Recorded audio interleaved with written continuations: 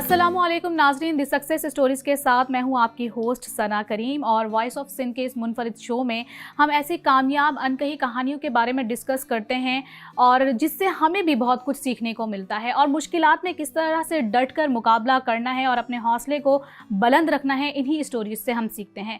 आज ऐसी ही शख्सियत हमारे साथ मौजूद हैं जो कि फ़ैशन डिज़ाइनर भी हैं, इसके अलावा वीपीओ की मेंबर भी हैं और साथ ही साथ 21 साल से इन्होंने बताया कि ये हॉस्टल्स भी रन कर रही हैं। अस्सलाम वालेकुम अफशा, कैसी हैं आप? मैं ठीक हूँ। अच्छा अफशा, ये बताइएगा कि अब तक का जो आपका सफ़र है, सबसे पहले मैं आपसे जानना चाहूँगी, माशाल्लाह से आप इतनी सारा कुछ कर रही हैं, हॉस्टल्स भी रन कर रही हैं, वीपीओ की मेंबर भी हैं और सबसे ज़्यादा जो है वो आप एक बहुत ही ज़बरदस्ती फ़ैशन डिज़ाइनर भी हैं। तो फ़ैशन डिज़ाइनिंग के हवाले से ही सवाल करेंगे। आपसे ये जानना चाहूँगी कि फ़ैशन डिज़ाइनिंग की दुनिया में अपने कदम जो रखा, क्या सोच थी, कितनी मुश्किलात का सामना करना पड़ा? फ़ैशन डिज़ाइनिंग एक बहुत वास्ट फील्ड है और आप इसको कहीं पर भी इसे ये नहीं कह सकते कि सिर्फ पढ़ना, सिर्फ फ़ैशन डिज़ाइनिंग पढ़ने वाले ही सिर्फ फ़ैशन डिज़ाइनिंग कर सकते हैं। मैंने पढ़ा नहीं, मैंने फ़ैशन डिज़ाइनिंग को पढ़ा नहीं, लेकिन मैंने जब भी अपने लिए भी कभी कपड़े बनाए और लोगों को बहुत पसंद आते थे और इसी तरह फिर बहुत सारे लोग ये कहते थे कि यार आप इतना अच्छा बना लेते हैं तो ये आप क्यों नहीं। अच्छा, मैं उस वक्त बिल्कुल मेरा कोई इरादा नहीं था, लेकिन जब मेरी कुछ जगह से मेरी जॉब का कनेक्ट हुआ तो फिर मैंने अपना स्टार्ट लिया। मैंने इस चीज़ को रोका नहीं कि अगर मैं एक जगह जॉब कर रही हूँ और मेरा वहाँ से कुछ डिस्कनेक्ट हुए तो मैं उसको आगे कंटिन्यू करना चाहती थी। उस तरह मैं फिर फ़ैशन डिज़ाइनिंग। तो अफशा, आप एक बेहतरीन माशाल्लाह से बहुत यंग और टैलेंटेड फ़ैशन डिज़ाइनर भी हैं। तो सबसे पहले मैं आपसे ये जानना चाहूँगी, जब आपने यहाँ इस फील्ड में कदम रखा तो किन मुश्किलात का सामना रहा? साथ ही साथ सबसे पहले आप ये बताइएगा कि सपोर्ट किन की हासिल रही, फैमिली की, दोस्तों की, किन की? सबसे पहले तो ऑब्वियसली फैमिली की सपोर्ट। आपकी सबसे बड़ी चीज़ जो आपके साथ अगर आपकी खड़ी होती है तो वो आपकी फैमिली होती है। अगर आप, मैंने भी बड़ा डरते डरते अपने घर वालों से डिस्कस किया कि मैं ये काम करना चाहती हूँ और मेरे अंदर इतनी पोटेंशियल मैं फ़ील कर रही हूँ कि मैं कर सकती हूँ, तो क्या आप लोग तो सब कुछ लोग कुछ थे फैमिली में घर में कि ठीक है करके देखें, कर लें, आपकी मर्ज़ी है। और कुछ ऐसे भी थे कि जो कहते नहीं नहीं तुमसे नहीं होगा, ये बड़ा मुश्किल है, इसमें तो बड़ा स्टडी है, बड़ा करना है। तो बहरहाल सबसे बड़ी सपोर्ट आपकी फैमिली होती है। और फ्रेंड्स, जो दोस्त अहबाब और जैसे जाहिर सी बात है बहन भाई होते हैं। फ्रेंड्स तो वो लोग होते हैं जो आपके अच्छे में भी आपके साथ खड़े होते हैं, आपके बुरे में भी आपके। तो फ्रेंड्स को तो मैं सपोर्ट में गिनती नहीं हूँ, वो तो आपके हम बुरे और अच्छे हर वक्त में वो बेचारे हमारे साथ स्टैंड बाय खड़े होते हैं कि हम इस जगह फंस गए, हमें निकालो, तो फ्रेंड ही निकालता है। सही सही। अच्छा अफशा, ये भी जानना चाहूँगी कि जैसे कि फैमिली में पेरेंट्स होते हैं, जाहिर सी बात है माँ बाप को ये बड़ी ख्वाहिश होती है कि हमारा बेटा या बेटी डॉक्टर बन जाए, इंजीनियर बन जाए। अब जैसे कि आप माशाल्लाह से एक बहुत ही टैलेंटेड फैशन डिज़ाइनर हैं, तो पेरेंट्स का क्या था कि क्या देखना चाहते थे कि क्या बने हमारी बेटी बड़ी होकर? फैशन डिज़ाइनर ही देखना चाहते थे? फैशन डिज़ाइनर कभी भी नहीं देखना चाहते थे। बाबा की ख्वाहिश थी कि डॉक्टर बनूँ, तो बाबा का बड़ा अरमान था कि डॉक्टर बनते, हमारे बच्चों में से एक डॉक्टर भी होता, मगर वो मुझे बिल्कुल भी कोई डॉक्टरी का शौक था ही नहीं। बाबा तो आपको डॉक्टर बनते हुए देखना चाहते थे, लेकिन अब आप माशाल्लाह से एक कामयाब, जिसे कहेंगे कि एक फैशन डिज़ाइनर है। अब बाबा कैसे देखते हैं? अब बाबा को क्या लगता है?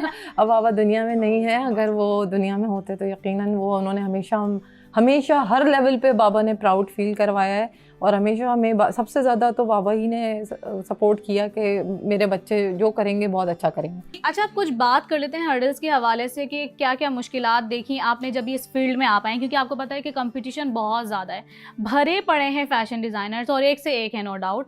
आपका काम भी मैंने देखा, अभी माशाल्लाह से जो आपने ड्रेस पहना हुआ है ये भी नो डाउट बहुत खूबसूरत सा है और मेरा दिल यकीनन इस पर आ गया। अगर मौका मिलता तो मैं ज़रूर पहनती इस तरह का ड्रेस। लेकिन जैसे मुख्तलिफ डिज़ाइनर्स, जब आपका उनसे इंटरेक्शन हुआ, आपकी मेल मुलाकात हुई, तो उनकी जानिब से क्या देखने को मिला? पॉजिटिविटी आई? उन्होंने सपोर्ट किया? नहीं, पॉजिटिविटी है बिल्कुल। हमारे जो डिज़ाइनर्स हैं, जो बल्कि हमारे पुराने डिज़ाइनर्स हैं, वो चाहते हैं कि जैसे हम चाहते हैं कि यंगस्टर्स आएँ और ये मज़े की बात ये कि ये एक ऐसी फील्ड है जो जितना आएगा उतनी क्रिएटिविटी लाएगा।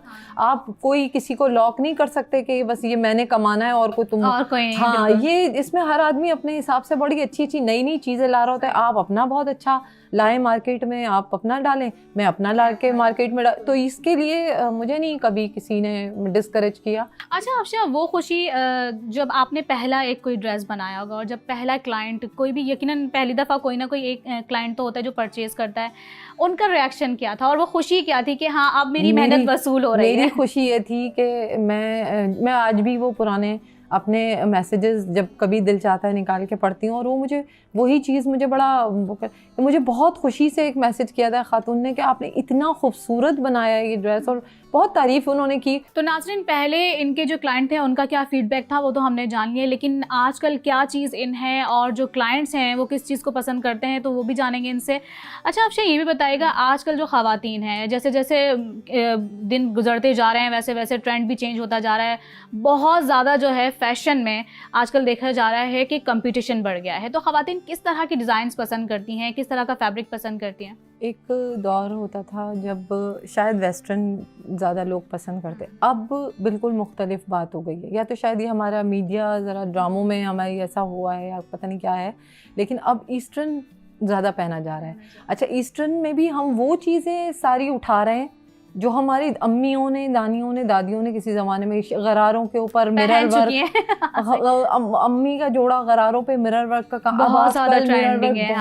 बहुत प्यारा प्यारा बन रहा है, बहुत खूबसूरत मिरर वर्क का काम बन रहा है, और आप हर कपड़े पे आप मिरर, दुपट्टे बन रहे हैं और शर्ट्स बन रही हैं, इवन शलवारें। मैंने बहुत खूबसूरत मैंने शलवारें बनाई हैं जो कि, अच्छा, शलवार का फैशन दोबारा आया है। शलवार का, हाँ बिल्कुल, शलवार ट्राउज़र को अब बिल्कुल दोबारा ख़त्म किया गया है, शलवारें दोबारा सीन हुई, घेर वाली शलवारें भी, बड़े बड़े पाइचों वाली शलवारें भी, जो लंबे कुर्तियों का फैशन भी दोबारा आ गया है। तो ये चीज़ें दोबारा, पुराना फैशन अब आ रहा है। अच्छा, मिरर वर्क बहुत ज़्यादा है मार्केट में, तो आपको क्या लगता है अब आने वाले दिनों में ये मजीद बढ़ेगा या नहीं? बस हर चीज़ का एक टाइम है, हर चीज़ का, जैसे अब ये फिर ख़त्म होगा, अभी कुछ अरसे और ये इसका क्रेज़ है और लोग बहुत शौक से पहन रहे हैं। मैंने भी अपने लिए कुछ कपड़े बना लिए मिरर वर्क। अच्छा अफशा, ये चीज़ थी कि गोटा वर्क बहुत ज़्यादा पसंद किया जाता था लेकिन पुराने वक्तों में, लेकिन अब हम देख रहे हैं, हाँ, अब पहले हम इन चीज़ों को इतना लाइक नहीं करते थे, अब देखने में आ रहा है हर चीज़ में, चाहे वो कॉटन का फैब्रिक है या डिफरेंट फैब्रिक में, ये गोटा वर्क इस्तेमाल हो रहा है। गोटा वर्क आ रहा है दोबारा, मिरर वर्क आ गया है, गोटा वर्क दोबारा आ गया है, एम्ब्रॉयडरी दोबारा से आ, कट वर्क के कपड़े पहले किसी ज़माने में पहले, एप्लिक वर्क भी तो होता है, एप्लिक वर्क दोबारा इन हो गया है, सिंधी वर्क आ गया, बलोचियन, मतलब ट्रेडिशनल, हाँ, सारा कुछ। अब हम ज़्यादातर ट्रेडिशनल होते जा रहे हैं, ज़्यादातर हम ट्रेडिशनल। अच्छा, वो ज्वेलरी भी वैसी आ गई है,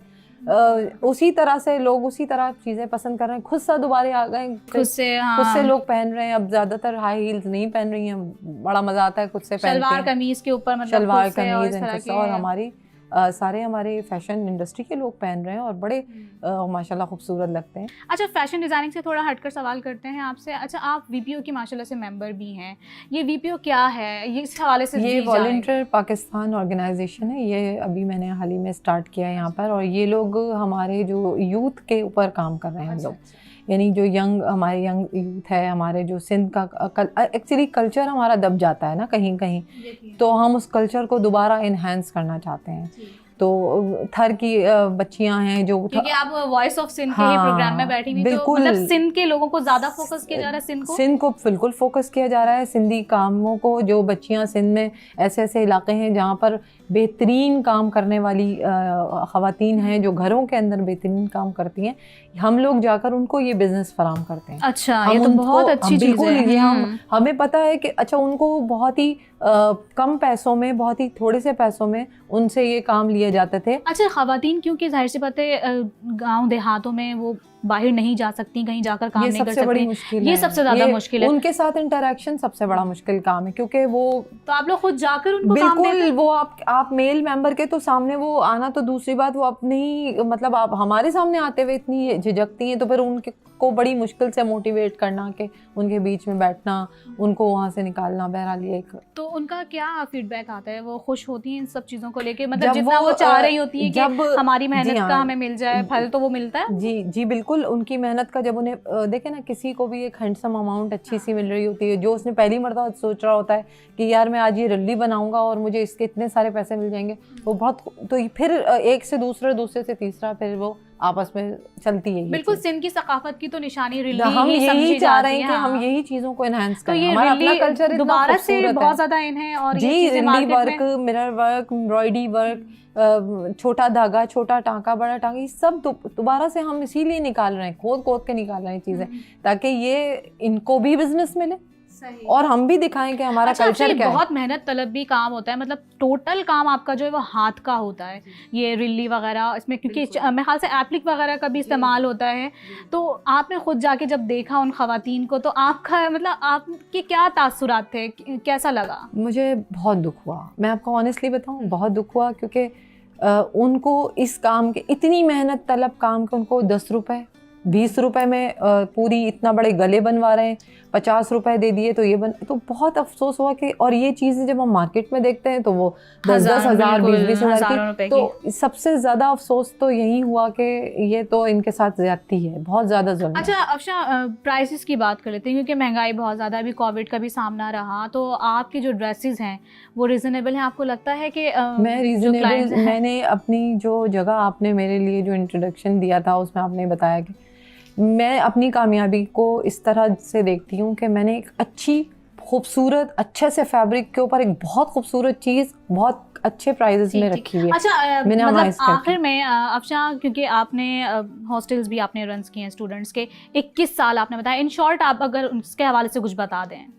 जो स्टूडेंट हमारे पास कराची में पढ़ने के लिए आते हैं, उनको कोई ऐसी बेहतर स्पेस कराची में कहीं अवेलेबल नहीं होती कि वो एक पेरेंट्स के पास से निकल कर आने वाला बच्चा एक फ़्लैट के अंदर या एक ऐसे हॉस्टल्स में रह रहा हो जो एक जहाँ पर ना माँ ना बाप जैसा कोई शख्स ही ना हो, उसके वो ज़रा से होम सिकनेस भी हो जाती है बच्चों को, फिर उनके ऊपर नज़र रखना, उसमें कुछ अच्छे बच्चे बिल्कुल वापस भाग जाते हैं पढ़ते हुए के बीच में से, कुछ ये हो जाता है कि बच्चे जो है वो डिसऑर्डर्ड हो जाते हैं। तो इसलिए मेरा ये हमेशा से प्लान था कि मैं अपने जो स्पेस मैंने दी है बच्चों को, वो एक पेरेंट्स की तरह हमने उनको रखा हुआ। मतलब एक आपने बहुत अच्छा सा शेल्टर दिया, हाँ, उनको ऐसा शेल्टर है, पेरेंट्स की कमी महसूस उनको अपने पेरेंट्स, उनको अपने घर की कमी ना महसूस। अच्छा अफशा, आखिर में जाते जाते आपसे ये सवाल करना चाहूँगी कि आजकल आपने देखा है कि हमारा जो यंग टैलेंट है वो बहुत ज़्यादा आगे बढ़ना चाहता है फैशन इंडस्ट्री में। आपको लगता है कि पाकिस्तान में वो प्लेटफॉर्म मौजूद है जहाँ पर ये अपनी जो चीज़ें हैं उनको दिखा सके, अपनी स्पेस बना सके, अपनी जगह बना सकें? नहीं, प्लेटफॉर्म हमारे यहाँ मौजूद नहीं है, यही एक सबसे बड़ा हमारा अलमिया है और इसी की स्ट्रगल हम कर रहे हैं कि हमारे जो यंगस्टर्स हैं उनको हमें सही जगह मुकाम ऐसी हो जो वो कम उस पर कम अखराजात के साथ वो अपना ब्रांड ओपन कर सकें अपने। लेकिन नए बच्चों के लिए भी, नए आने वालों के लिए भी मैं हमेशा ये कहती हूँ कि कुछ ऐसी नई चीज़ लेकर आएँ जो ख़ुद ब खुद आपके लिए जगह बने। हर कोई भी अगर कोई नई अनोखी चीज़ लेकर आएगा, कोई नई चीज़ बनाकर लेकर आएगा तो वो अपनी जगह खुद बना लेगा।